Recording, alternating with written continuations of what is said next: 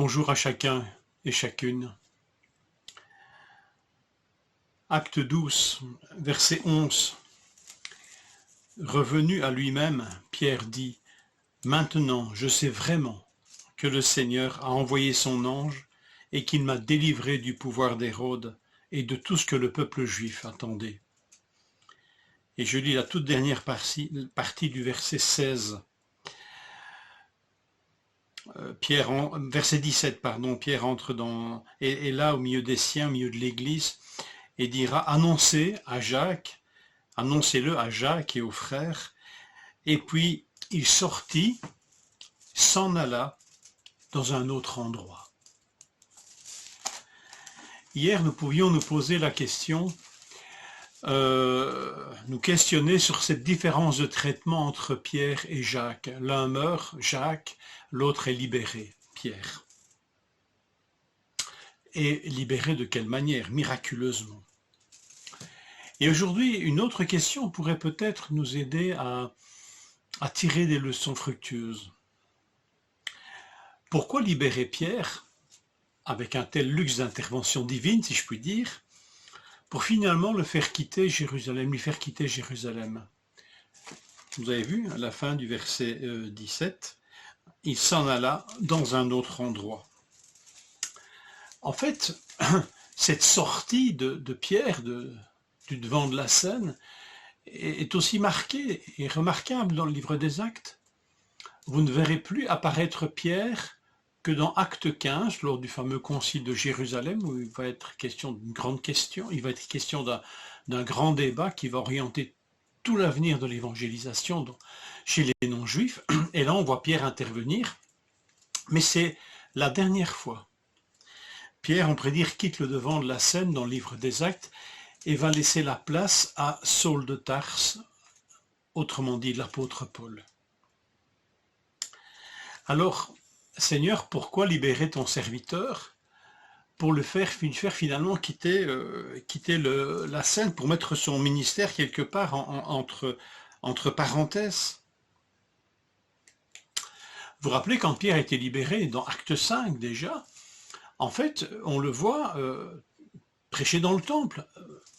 Bon, le texte est surprenant, hein. Ils sont libérés par un ange et puis finalement, on vient les chercher en prison dans Acte 5. Versets 19 à 25, et puis finalement, on ne les trouve pas, et des gens arrivent affolés en disant aux sacrificateurs, ils sont en train de prêcher, ceux qui étaient en prison, ils sont en train de prêcher dans le temple. Ici, il n'est pas question de ça. Pierre n'est pas appelé à retourner dans le temple et y prêcher à nouveau l'évangile, mais au contraire à quitter, à s'en aller. On pourrait dire que l'Église aussi pourrait se sentir un peu frustrée, elle a prié pour la libération de son serviteur. Et là, presque tout de suite, elle doit le laisser aller. Elle doit le laisser partir. Alors, Seigneur, à quoi ça sert-il d'avoir prié? C'est bien, il est libéré, il n'est pas mis à mort. Mais on aurait aimé profiter encore de son ministère et de sa présence. Et le voilà qui part. Alors, que peut-on voir dans tout cela? Pour ma part, j'y vois une démonstration de l'amour prévenant de Dieu. La situation est devenue beaucoup trop dangereuse pour Pierre. Ce n'est pas qu'elle est hors contrôle. Ce n'est pas que le Seigneur est surpris par la virulence de la persécution de ce Hérode. Mais la situation est dangereuse dans l'immédiat. Et Dieu, dans son amour prévenant, va mettre Pierre à l'abri. C'est comme ça que je le comprends. C'est évident que s'il est à nouveau réincarcéré, ce ne sera plus qu'en Acte 5 après. Ce ne sera pas pour une libération après flagellation, mais ce sera pour une mise à mort. Notez que dans le texte que nous lisons, vous avez lu que les gardiens sont mis à mort par Hérode. Or, les gardiens étaient responsables de leurs prisonniers et on leur appliquait la peine que le prisonnier devait subir. Donc, s'il s'échappait, les gardiens subissaient la peine que le prisonnier devait subir.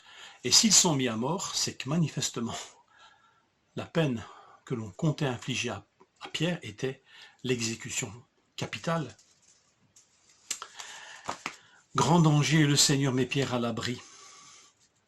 Pierre fut délivré par un ange, et son persécuteur, Hérode, fut frappé par un ange.